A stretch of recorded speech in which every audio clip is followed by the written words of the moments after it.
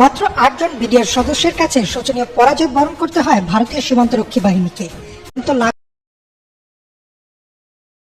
কি হয়েছিল ২০০১ সালের ১৮ এপ্রিল? যুদ্ধ বড়াইবাড়িতে হলেও ঘটনার শুরু সিলেটের পাদুয়া থেকে। তৎকালীন বিডিআর মহাপরিচালক মেজর জেনারেল অবসরপ্রাপ্ত ফজলুর রহমান বিবিসিতে দেয়া এক সাক্ষাৎকারে বলেন, সিলেটের পাদুয়াতে বাংলাদেশ সীমান্তের ভিতরে দীর্ঘদিন অবৈধভাবে একটি অস্থায়ী ক্যাম্প করে রেখেছিল বিএসএফ। তবে এ নিয়ে দুই দেশের সীমান্ত বাহিনীর মধ্যে কোনো উত্তেজনা ছিল না। ২০০১ সালে বিএসএফ পাশের আরেকটি ক্যাম্পের সাথে একটি সংযোগ সড়ক নির্মাণ শুরু করে বাংলাদেশ সীমান্তের উপর দিয়েই। এমন অবস্থায় বিডিআরও একই জায়গায় একটি অপারেশনাল ক্যাম্প স্থাপন করে। বিডিআর সড়ক নির্মাণ নিয়ে আপত্তি জানালেও বিএসএফ তাতে কর্ণপাত করেনি। উল্টো বিডিআর এর অপারেশনাল ক্যাম্পে ৬ রাউন্ড গুলি করে। জবাবে বিএসএফ এর ক্যাম্পটি চারদিক থেকে ঘিরে ফেলে বিডিআর এবং ৭০ জন বিএসএফ সদস্য নিঃশর্তভাবে আত্মসমর্পণ করে ভারতে ফিরে যায়।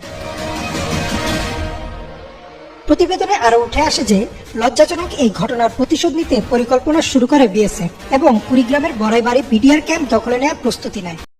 ২০০১ সালের ১৮ এপ্রিল ভোর রাতে স্থানীয় কিছু কৃষক তাদের জমিতে সেচ দিচ্ছিলেন। এমন সময় তারা দেখেন ভারী অস্ত্রশস্ত্র নিয়ে ধান ক্ষেতের উপর দিয়ে হেঁটে আসছে কয়েকশো সেনা। তাদের মধ্যে কয়েকজন হিন্দি ভাষায় বিডিআর ক্যাম্পের অবস্থান জানতে চায় কৃষকদের কাছে। কৃষকদের একজন সাইফুল ইসলাম বুদ্ধি করে তাদের ভুল ঠিকানা দেয় এবং বিএসএফ সেদিকেই রওনা হয়। সাইফুল ইসলাম বলেন, বিএসএফ কে ভুল ঠিকানায় পাঠিয়ে তিনি ছুটে আসেন বড়াইবাড়ি বিডিআর ক্যাম্পে। সে সময় ক্যাম্পে ছিলেন মাত্র ৮ জন বিডিআর সদস্য। তারা এই খবর পাওয়ার পর দ্রুত গ্রামবাসীকে নিরাপদ স্থানে সরিয়ে দেন এবং নিজেরা ক্যাম্প ফাঁকা রেখে গ্রামের বিভিন্ন জায়গায় লুকিয়ে পজিশন নেন।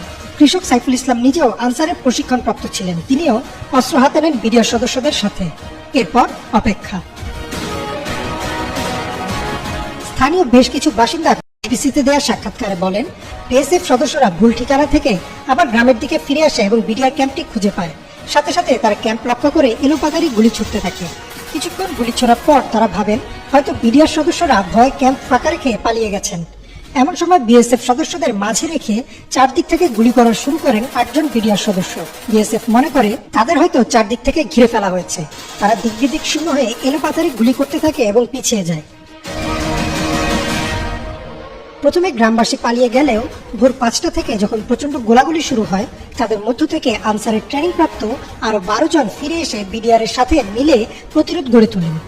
১৮ এপ্রিল দুপুর পর্যন্ত চলতে থাকে গোলাগুলি। দুপুরে কিছুটা বিরতি দিয়ে সন্ধ্যা থেকে আবারও চলতে থাকে গুলি। সদর দপ্তরে খবর পৌঁছালে ময়মনসিংহ ও জামালপুর থেকেও বিডিআর সদস্যরা বড়াইবাড়ি এসে পৌঁছান। ১৮ এপ্রিল সারাদিন, সারা রাত এবং ১৯ এপ্রিল সারা রাত গোলাগুলি চলে। এক পর্যায়ে পালিয়ে যায় বিএসএফ সদস্যরা। এই যুদ্ধে ২ জন বিডিআর সদস্য মৃত্যুবরণ করেন আর বাংলাদেশ সীমান্তের ভেতর ধান খেতে ১৬ জন বিএসএফ সদস্যের মৃতদেহ পাওয়া যায়। স্থানীয়রা বলেন, বিএসএফ এর অন্তত ১৭০ জন সদস্য নিহত হয়। বাকিদের দেহ তারা ভারতে নিয়ে যেতে পারলেও ফেলে যায় ১৬টি দেহ। কিন্তু প্রকৃত হতাহতের আনুষ্ঠানিক সংখ্যা এখনো নিশ্চিত হওয়া যায়নি। কিছুদিন পর পতাকা বৈঠক করে সে মৃতদেহগুলো ফেরত দিতে চাইলেও সেগুলো নিতে অস্বীকৃতি জানায় বিএসএফ, কিন্তু পরবর্তীতে সেগুলো ফিরিয়ে দেওয়া হয়।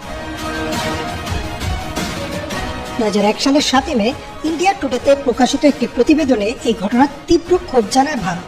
তৎকালীন প্রধানমন্ত্রী শেখ হাসিনা ভারতকে আশ্বাস দেন যে এই ঘটনার তদন্ত করা হবে এবং ভবিষ্যতে এমন ঘটনা আর ঘটবে না বলেও জানান। শুধু তাই না, বিবিসির প্রতিবেদনে একটি ষড়যন্ত্র তত্ত্বের কথা উঠে আসে যে শেখ হাসিনার সরকারকে বিপদে ফেলতে এবং ভারত বাংলাদেশ সম্পর্ক নষ্ট করতে এই ঘটনা ঘটানো হয়েছে। আর তাই তৎকালীন বিডিআর মহাপরিচালক মেজর জেনারেল অবসরপ্রাপ্ত ফজলুর রহমানকে তার পদ থেকে সরিয়ে সেনাবাহিনীতে বদলি করে দেওয়া হয় এবং পরবর্তীতে বাধ্যতামূলক অবসরে পাঠানো হয়। ২০১২ সালে বিবিসিতে দেয়া এক সাক্ষাৎকারে ফজলুর রহমান জানান, তার বিরুদ্ধে আনা এসব অভিযোগের কোনো ভিত্তি নেই। পেছনের কারণ যাই হোক, ২০০১ সালের ১৮ এপ্রিল ৮ জন বিডিআর সদস্য ও গ্রামের কিছু লোকের বিচক্ষণতায় ভারতের সাথে হওয়া একমাত্র যুদ্ধে জয়লাভ করে বাংলাদেশ। জেনারেল রহমান বিবিসিকে বলেন, সীমান্ত রক্ষার দায়িত্বে ছিলেন তিনি এবং আপসহীনভাবেই তিনি তার দায়িত্ব পালন করেন আর মানুষের জানমালের নিরাপত্তা নিশ্চিত করেন।